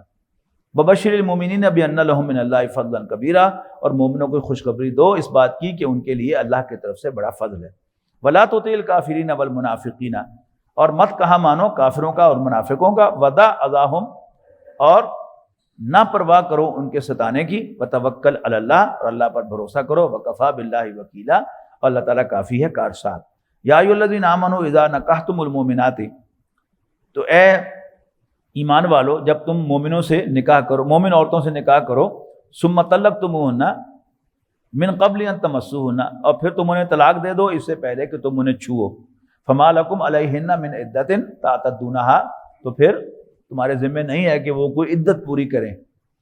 فمتعوہن وسرحوہن سراحا جمیلا، لہذا تم انہیں کچھ مال دے دو، رخصت کر دو بھلے طریقے سے۔ یا ایھا النبی انا احللنا لک ازواجک اللاتی آتیت اجورہن، اے نبی ہم نے حلال کی ہیں آپ کی وہ بیویاں جنہیں آپ مہر ادا کر چکے ہو، وما ملکت یمینک، اور تمہاری لونیاں بھی اللہ نے تمہارے لیے حلال کی ہیں، مما افاء اللہ علیک، جو اللہ تعالیٰ نے آپ کو عطا کی ہیں، وبنات عمک، اور آپ کی چچا کی بیٹیاں وہ بناتی اماتکا، اور آپ کی پھوپھی کی بیٹیاں وہ بناتی خالے کا، اور تمہارے ماموں کی بیٹیاں وہ بناتی خالاتکا، اور تمہاری خالاؤں کی بیٹیاں اللتی ہاجرنا معک جو نے آپ کے ساتھ ہجرت کی، وامرأۃ مؤمنۃ ان وہبت نفسہا للنبی ان اراد النبی ان یستنکحھا، اور کوئی مومن عورت اگر اپنے آپ کو ہبہ کر دے نبی صلی اللہ علیہ وسلم کے لیے، اگر نبی اس کو پسند کریں صلی اللہ علیہ وسلم کہ اس سے نکاح کر لیں، تو خالصۃ لک، یہ خالص رعایت آپ کے لیے ہے، من دون المؤمنین، دوسرے مومنوں کے لیے نہیں ہے۔ یہ کیا ہے کہ کوئی عورت نبی اکرم صلی اللہ علیہ وسلم سے تقاضا، یہ ایسے کیسز ہیں حضور کی ازواج میں سے کہ جنہوں نے کہا کہ اللہ کے رسول آپ ہمیں کوئی حقوق نہ دیں، بس صرف ہمیں ایک شرف دے دیں کہ میں آپ کی بیوی کہلاؤں، یعنی اپنے حق سے تو خود سرنڈر کر دیا۔ تو نبی اکرم صلی اللہ علیہ وسلم نے ان سے بھی نکاح کیا ہے، لیکن آپ نے ان کو ایکولی ٹریٹ کیا ہے، اور باری کے ساتھ نبی اکرم صلی اللہ علیہ وسلم ان کے ہاں رات گزارتے رہے۔ قد علمنا ما فرضنا علیہم فی ازواجہم وما ملکت ایمانہم لکی لا یکون علیک حرج وکان اللہ غفورا رحیما، اور ہمیں خوب معلوم ہے کہ کیا فرض کیا ہے ہم نے مومنوں پر ان کی بیویوں اور لونڈیوں کے بارے میں، تمہیں ان حدود سے مستثنیٰ کر دیا ہے تاکہ نہ رہے تم پر کوئی تنگی، وکان اللہ غفورا رحیما، اور اللہ تعالیٰ بخشنے والا مہربان ہے۔ ترجی من تشاء، تمہیں اختیار ہے کہ خود سے الگ رکھو جس کو چاہو، منہن ان میں سے، وتوبی الیک من تشاء، اور جس کو چاہو اپنے ساتھ رکھو، ومن ابتغیت ممن عزلت فلا جناح علیک، اور جس کو چاہو اپنے پاس بلا لو ان میں سے جنہیں تم نے علیحدہ رکھا تھا، اور آپ پر کوئی مضائقہ نہیں ہے، ذالکہ اس طریقے سے، ادنا ان تقر اعینہن، کہ ٹھنڈی رہیں ان کی آنکھیں، ولا یحزن، اور وہ غمگین نہ ہو، ویرضین بما آتیتہن کلہن، اور راضی رہیں اس پر جو دیں آپ ان سب کو، واللہ یعلم، اللہ تعالیٰ جانتا ہے، ما فی قلوبکم، جو تمہارے دلوں میں ہے، وکان اللہ علیما حکیما، اللہ تعالیٰ جاننے والا حکمت والا ہے۔ لا یحل لک النساء من بعد، نہیں حلال تمہارے لیے عورتیں اس کے بعد، ولا ان تبدل بہن، اور نہ یہ الاؤڈ ہے کہ آپ ان کو ریپلیس کریں، یعنی عام مردوں کو 4 بیویاں رکھنے کی اجازت ہے، لیکن ان 4 میں سے ایک فوت ہو جائے تو پھر چوتھی لا سکتے ہیں کوئی اور کسی ایک کو طلاق دے دیں اور پھر اس کی جگہ بھی دوسری لا سکتے ہیں، لیکن نبی اکرم صلی اللہ علیہ وسلم کو پہلے تو 10 کی اجازت دی، اور پھر ایک سٹیج ایسی آئی کہ پھر یہ ہو گیا کہ اب آپ نہ اس میں کوئی ایڈ کر سکتے ہیں، نہ ان میں سے کسی کو ریپلیس کر سکتے، ولا ان تبدل بہن، اور نہ ان کو تم ریپلیس کرو، من ازواجن، اور بیویوں سے، ولو اعجبک حسنہن، خواہ تمہیں کتنی ہی امیزنگ لگیں، الا ما ملکت یمینک، سوائے تمہاری لونڈیوں کے۔ تو اس حکم کے بعد چونکہ حضرت ماریہ قبطیہ آئیں تو نبی اکرم صلی اللہ علیہ وسلم نے ان کو بطور لونڈی جو ہے اپنے حرم میں رکھا ہے، ان سے شادی نہیں کی، اور اسی کی یہاں پر وہ اجازت دی گئی ہے۔ وکان اللہ علی کل شیء رقیبا، اور اللہ تعالیٰ ہر چیز پر نگران ہے۔ یا ایھا الذین آمنوا لا تدخلوا بیوت النبی، اے ایمان والو نبی صلی اللہ علیہ وسلم کے گھر میں داخل نہ ہو، الا ان یؤذن لکم، سوائے اس کے کہ تمہیں اجازت دی جائے، الی طعام، کھانے پر، غیر ناظرین اناہ، اور نہ تاکتے رہا کرو کھانے کی کا وقت، ولیکن اذا دعیتم، بلکہ جب تمہیں بلایا جائے تو، فادخلوا، تو جاؤ، فاذا طعمتم، اور جب کھا چکو کھانا، فانتشروا، تو ڈسپرس ہو جاؤ، ولا مستانسین لحدیث، اور گپ شپ میں مشغول نہ رہو۔ ان ذالکم کان یؤذی النبی، یقیناً یہ چیز نبی صلی اللہ علیہ وسلم کو تنگ کرتی ہے، فیستحیی منکم، لیکن وہ بڑے کرٹیس ہیں اور وہ شرماتے ہیں تم سے کہتے ہوئے، واللہ لا یستحیی من الحق، اور اللہ تعالیٰ حق بات کہنے سے نہیں ہیزیٹیٹ کرتا، وَإِذَا سَأَلْتُمُوهُنَّ مَتَاعًا، اور جب تمہیں ان سے کوئی چیز مانگنی ہو یا کوئی سوال کرنا ہو، فَاسْأَلُوهُنَّ مِن وَرَاءِ حِجَابٍ، آپ نے اکثر دانشوروں کی آرٹیکل پڑھے ہوں گے اور ٹی وی پہ سنی ہوگی ان کی باتیں کہ قرآن مجید میں کہیں پردے کا ذکر نہیں، یہ دیکھیے لفظ حجاب آیا ہے۔ تو اگر تم نے ازواج مطہرات کے جو مائیں ہیں، پڑھ کے آئے نا، وہ تمہاری مائیں ہیں، لیکن ان کے لیے بھی حکم کیا ہے کہ ان سے بھی کوئی سوال کرنا ہو یا کوئی چیز مانگنی ہو تو فَاسْأَلُوهُنَّ مِن وَرَاءِ حِجَاب، تو پردے کے پیچھے سے سوال کرو۔ ذَلِكُمْ أَطْهَرُ لِقُلُوبِكُمْ وَقُلُوبِهِنَّ، یہ تمہارے دلوں کے لیے اور ان کے دلوں کے لیے زیادہ پاکیزگی کی بات ہے۔ وَمَا كَانَ لَكُمْ أَن تُؤْذُوا رَسُولَ اللَّهِ، اور تمہارے لیے جائز نہیں ہے کہ تم اللہ کے رسول کو ایذا پہنچاؤ، وَلَا أَن تَنكِحُوا أَزْوَاجَهُ مِن بَعْدِهِ أَبَدًا، اور نہ یہ جائز ہے تمہارے لیے کہ تم ان کی بیویوں کے ساتھ ان کے بعد بھی کبھی نکاح کرو. ان ذالکم کان عند اللہ عظیما، یقیناً ایسا کرنا اللہ کے نزدیک بہت بڑا گناہ ہے. ان تبدوا شیئا او تخفوہ، اگر تم کسی چیز کو ظاہر کرو یا چھپاؤ کوئی فرق نہیں پڑتا. فإن اللہ کان بکل شیء علیما، اس لیے کہ اللہ تعالیٰ کو تو ہر چیز کا علم ہے. لا جناح علیہن فی آبائہن، اور کوئی مذائقہ نہیں ہے نبی کی بیویوں کے لیے کہ وہ سامنے آئیں اپنے باپوں کے، ولا ابنائہن اپنے بیٹوں کے، ولا اخوانہن اپنے بھائیوں کے، ولا ابناء اخوانہن اور اپنے بھتیجوں کے، ولا ابناء اخواتہن اور اپنے بھانجوں کے، ولا نسائہن اور اپنی عورتوں کے، ولا ما ملکت ایمانہن اور نہ ان کے جو ان کے غلام ہیں. واتقین اللہ، اور اللہ سے ڈرتی رہو. ان اللہ کان علی کل شیء شہیدا، بے شک اللہ تعالیٰ ہر چیز پر نگران ہے. ان اللہ و ملائکتہ یصلون علی النبی، بے شک اب دیکھیے اب یہاں نبی کریم صلی اللہ علیہ وسلم پر بالخصوص درود و سلام کا ذکر ہے. ان اللہ و ملائکتہ یصلون علی النبی، بے شک اللہ تعالیٰ اور اس کے فرشتے نبی صلی اللہ علیہ وسلم پر درود بھیجتے ہیں. یا ایھا الذین آمنوا صلوا علیہ وسلموا تسلیما، اے ایمان والو تم نبی صلی اللہ علیہ وسلم پر درود بھیجا کرو اور انہیں خوب سلام بھیجا کرو. تو صحابہ نے پوچھا کہ اللہ کے رسول ہم سلام تو آپ سے ایکسچینج کرتے رہتے ہیں، تو یہ صلاۃ کیسے کریں؟ تو آپ نے یہ درود ابراہیمی جو ہے وہ تلقین فرمایا تھا کہ اللہم صلی علی محمد وعلی آل محمد کما صلیت علی ابراہیم وعلی آل ابراہیم انک حمید مجید، اور اللہم بارک علی محمد الی آخر.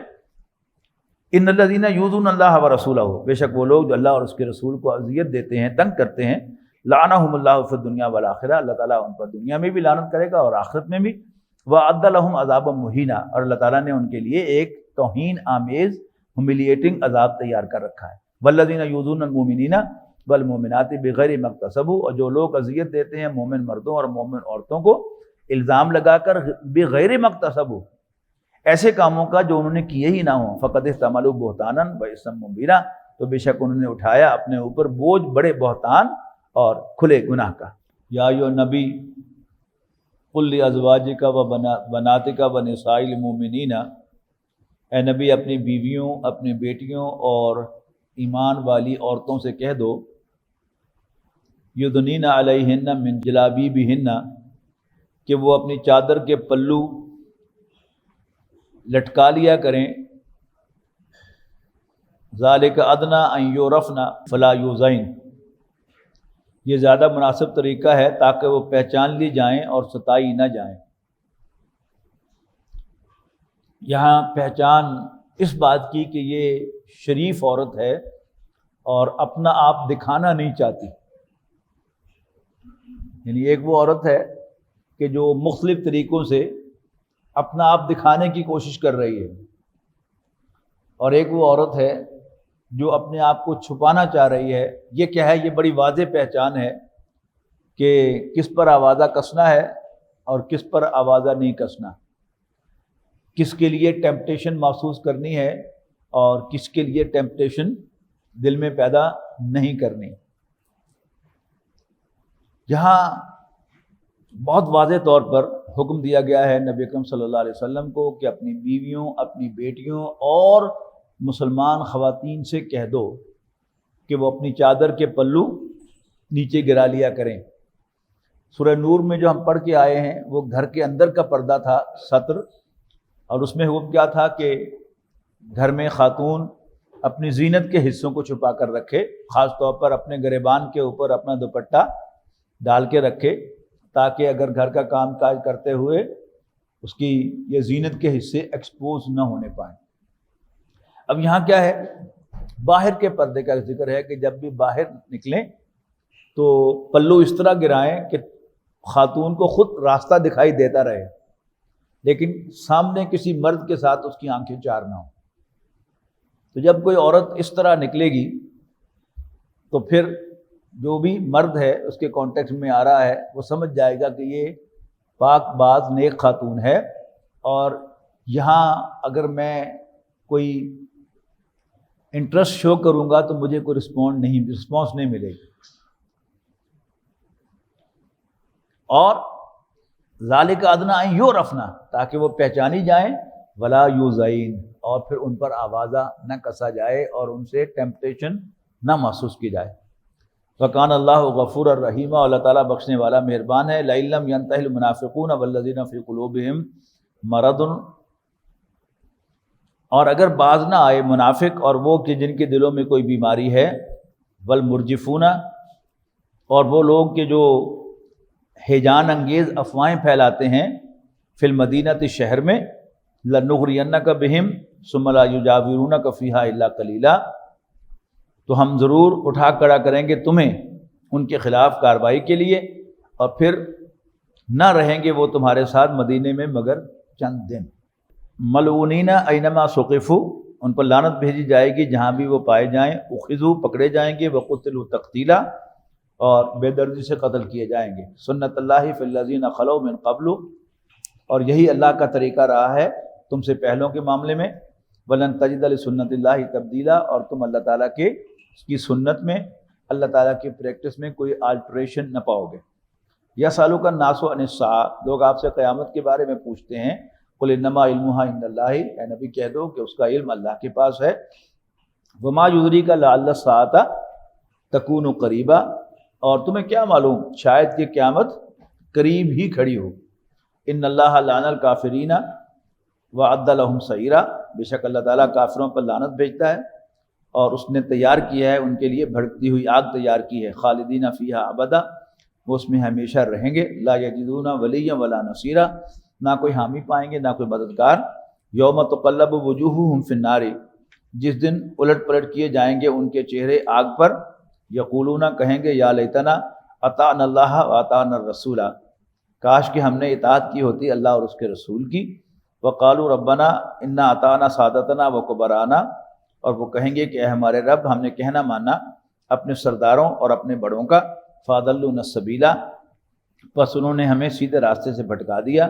ربنا آتہم ضعفین من العذاب ولعنہم لعنا کبیرا، اے اللہ ان کو دگنا عذاب دے اور ان پر بڑی لعنت بھیج. یا ایھا الذین آمنوا، اے ایمان والو، لا تکونوا کالذین آذوا موسیٰ فابرہ اللہ مما قالوا. صحیح روایات میں ہے کہ حضرت موسیٰ علیہ السلام بہت ہی حیادار تھے اور انہوں نے کبھی کپڑے نہیں اتارے تھے کسی کے سامنے. اور یہ عام ہوتا، آج بھی ایسے ہوتا ہے کہ ہاسٹل میں اگر کوئی لڑکا شریف ہو کہ جو ہر وقت کپڑے پہن کر رکھے تو اس پر طرح طرح کے مذاق جو ہیں وہ کیے جاتے ہیں. اس کو کسی نہ کسی طرح کوشش کی جاتی ہے کہ اس کو ایکسپوز کیا جائے. تو ایسے ہی حضرت موسیٰ علیہ السلام پر وہ کہتے تھے کہ اصل میں یہ یعنی حیا کی وجہ سے نہیں کرتا، اصل میں اس کے جسم پر کوئی نقص ہے، اس کو چھپانے کے لیے یہ کپڑے پہن کے رکھتا ہے. تو اللہ تعالیٰ نے اس کا بندوبست کیا کہ حضرت موسیٰ علیہ السلام پتھر کی اوٹ میں نہا رہے تھے اور کپڑے انہوں نے اٹھا کر اس پتھر کے اوپر اتار کے رکھے ہوئے.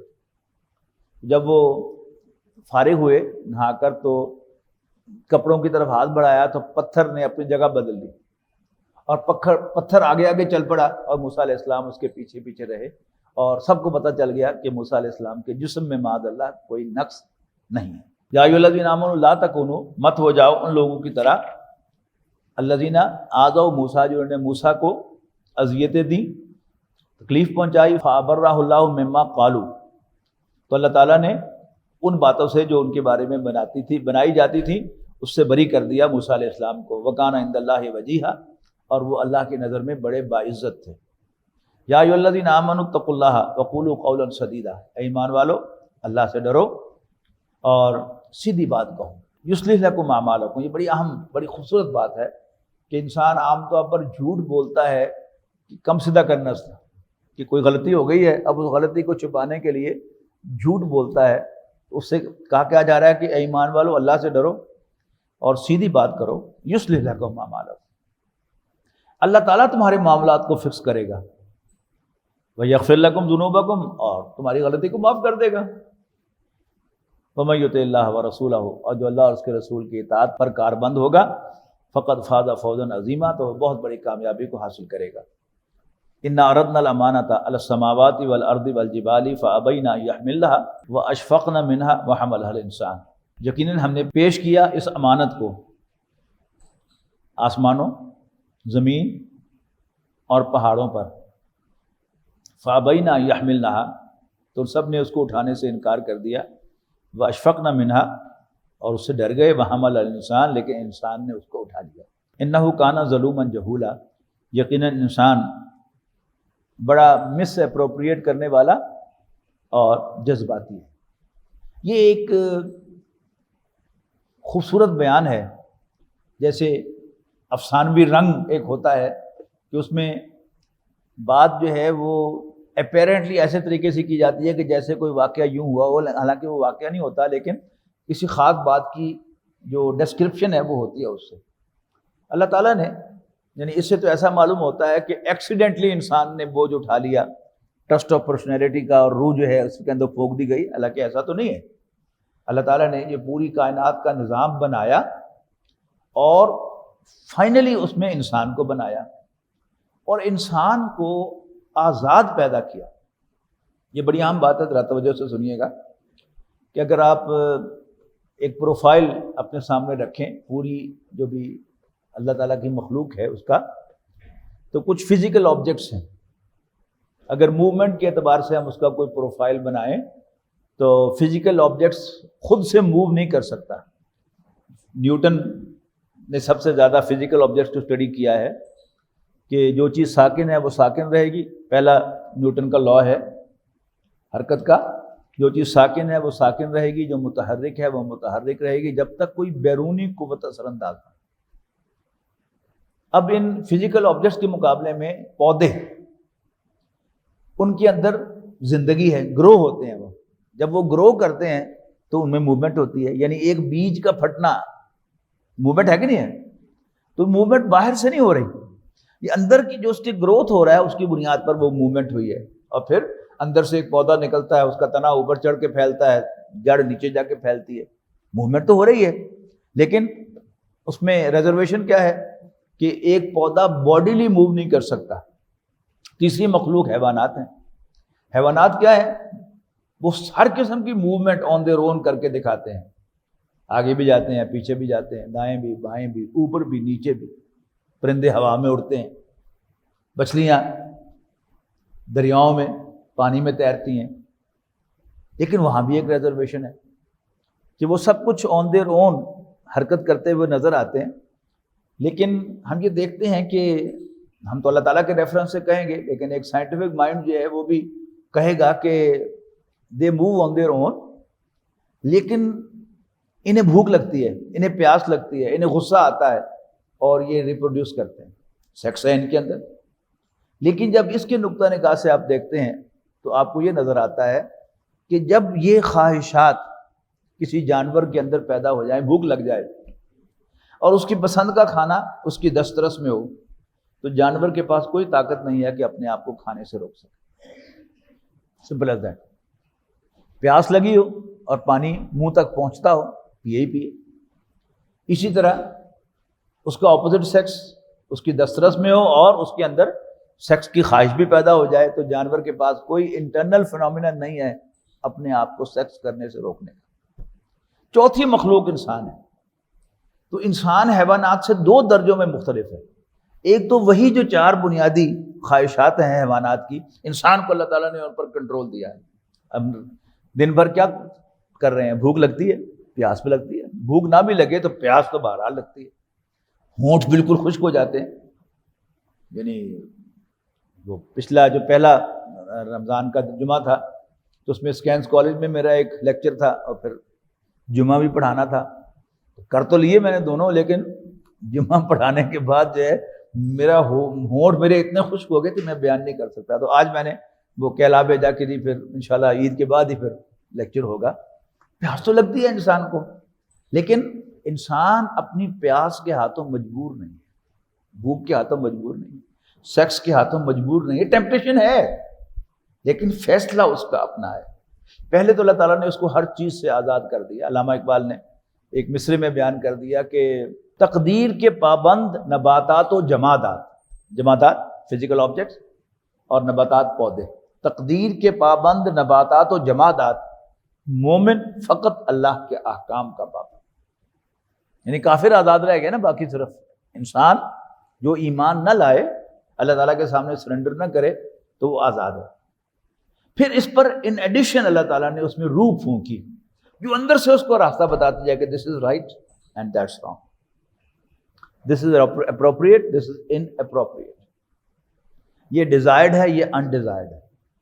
اندر سے ہے نا ساری خبر. یہ روح کی روشنی ہے جس پر ہم نے پرسوں آیات نور کی روشنی میں تفصیل سے پڑھا تھا کہ اللہ تعالیٰ نے انسان کے اس سافٹ ویئر جو اللہ تعالیٰ نے انسٹال کیا تھا جس کی بنیاد پر اس کو آزادی حاصل ہے. تو ایک فارسی شعر میں تو علامہ نے کمال کر دی ہے، کہتے ہیں کہ خاکی و نوری نہاد بندہ مولا صفات، کہ یہ انسان جو ہے یہ خاکی بھی ہے اور نوری بھی ہے، اس میں نور ہے یعنی وہ روح ہے، اور یہ جسم خاکی ہے، تو ان دونوں کا مجموعہ ہے. اور ہر دو جہاں سے غنی اس کا دل بے نیاز، کہ اس کے دل میں بے نیازی ہے، آزاد ہے جیسے اللہ تعالیٰ آزاد ہے. خاکی و نوری نہاد بندہ مولا صفات، اس میں اللہ تعالیٰ والی صفات پائی جاتی ہیں، کیسے؟ ہر دو جہاں سے غنی اس کا دل بے نیاز. تو انسان آزاد ہے، پھر اس میں روح پھونکی گئی ہے تو اس کی بنیاد پر اسے روشنی ملتی ہے. تو اللہ تعالیٰ نے یہ سب کچھ پیدا ہی اس لیے کیا تھا، لیکن یہ تو ایک یعنی افسانوی ڈسکرپشن ہے کہ ہم نے اپنی امانت کو پیش کیا پہاڑوں کے سامنے، آسمانوں کے سامنے اور زمین کے سامنے. اللہ تعالیٰ نے انہیں اس کام کے لیے پیدا ہی نہیں کیا تھا، یعنی ان کو بناتے بناتے اللہ تعالیٰ نے فائنلی جو پیدا کرنا تھا وہ انسان پیدا کرنا تھا، اور یہ بوجھ اسی پر ڈالنا تھا. لیکن بس ایک اچھی ڈسکرپشن ہے کہ ہم نے پیش کیا اپنی امانت کو آسمانوں کے سامنے، زمین کے سامنے اور پہاڑوں کے سامنے. فَأَبَيْنَا يَحْمِلْنَهَا، انہوں نے اس کو اٹھانے سے انکار کیا. وَأَشْفَقْنَ مِنْهَا، اور وہ اس سے ڈر گئے. وَحَمَلَهَا الْإِنسَانُ، انسان نے اس کو اٹھا لیا. إِنَّهُ كَانَ ظَلُومًا جَهُولًا، یقیناً انسان بڑا ظالم اور جاہل ہے. لِيُعَذِّبَ اللَّهُ الْمُنَافِقِينَ وَالْمُنَافِقَاتِ، یعنی یہ سارا جو اللہ تعالیٰ نے نظام بنایا اور انسان جواب دہ ہے، پہاڑ بھی جواب دہ نہیں ہیں، سورج اور چاند اور زمین اور آسمان بھی جواب دہ نہیں ہیں. کیوں؟ لِيُعَذِّبَ اللَّهُ الْمُنَافِقِينَ وَالْمُنَافِقَاتِ، تاکہ اللہ تعالیٰ سزا دے منافق مردوں اور منافق عورتوں کو، والمشرکین والمشرکات، اور مشرک مردوں اور مشرک عورتوں کو، وَيَتُوبَ اللَّهُ عَلَى الْمُؤْمِنِينَ وَالْمُؤْمِنَاتِ، اور اللہ تعالیٰ توبہ قبول کرے مومن مردوں اور مومن عورتوں کی. وَكَانَ اللَّهُ غَفُورًا رَحِيمًا، اللہ تعالیٰ بڑا بخشنے والا مہربان ہے. بارک اللہ لی ولکم فی القرآن العظیم ونفعنی وإیاکم بالآیات والذکر الحکیم.